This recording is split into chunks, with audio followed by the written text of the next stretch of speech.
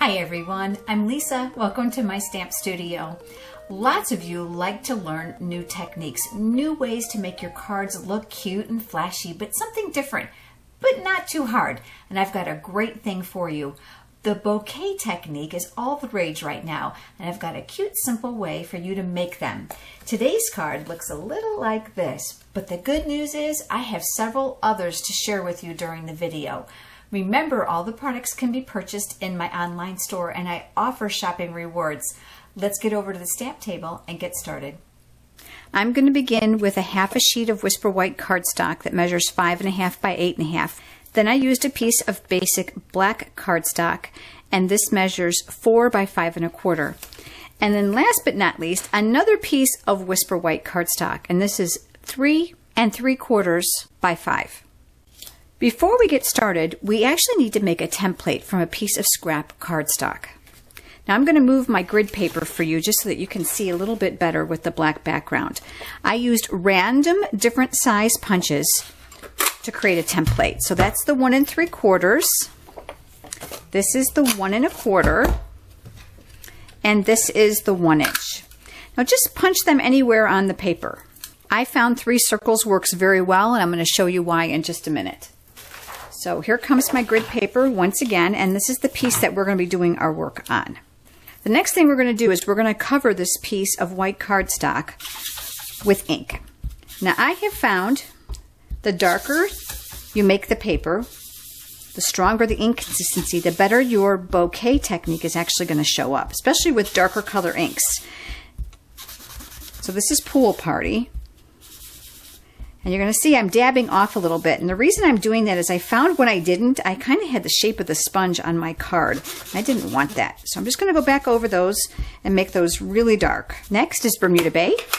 And we're going to do the same thing. And we're just going to fill in some areas.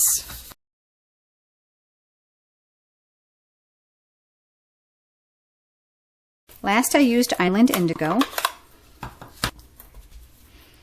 And now I'm going to fill in those other areas.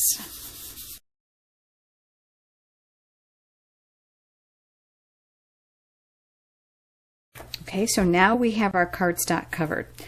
Now we're going to use the circle template. That goes over the top. Now if you need to, you can use Post-it notes to kind of mask it down so it doesn't move on you, but we're going to work slowly. White craft ink pad, and you're going to need a sponge dauber. I'm going to dab a little ink on here, and I'm going to start here at the top so it's easier for my hand and for you to see. I'm going to go around the template in a circular motion to fill it in. You see what happens to the dauber? It picks up the dye-based ink. So you're going to need to make sure that you rub some of that off on your grid paper because you don't want to transfer that to your ink pad. Okay, and I'm going to move down here and do the same thing. Now I want this one to be a little bit darker, so I need more white ink, so I'm wiping it off. And I'm picking up more white ink, and I'm going to go back over my circle again. And we're going to repeat this process with the 3rd circle on my template. So this is what we have so far. Now what I'm going to do is I'm going to turn the template, so I'm going to get a different formation of where my circles are going to go, and some can overlap. So just get an idea of where you'd like to put it, and I like too where some of them hang off the side to create a wallpaper look. So I'm going to put another one here. Now when you're all finished, the great thing about the dauber is it will make a small circle all by itself, so you can just spin that on your card.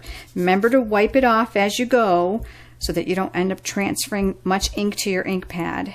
Now we have some depth to the card. We have light areas and we have dark areas, kind of like bubbles. Isn't that cool? And this is called the bouquet technique. So let's finish up the card and I'll show you the next step. It's critical that this is dried completely, and let me explain why. You've started with dye-based ink by sponging it on the cardstock. Then you put pigment white ink over the top. So it's going to be very slow to dry where the white areas are. I'm going to take my heat tool and I'm going to heat set it. So now my card is dry. Now to stamp the greeting, it's critical that you use Stays-On ink. And the reason is the different types of ink that we've been using. I've chosen the stamp that says there's no limit to your awesomeness. You're going to find the more bold the greeting or the image, the better it's going to turn out. And that's from the stamp set Big News. Stays-On ink again. And because the stamp is larger than the pad, I'm actually going to ink it up this way. Stamp this right in the center.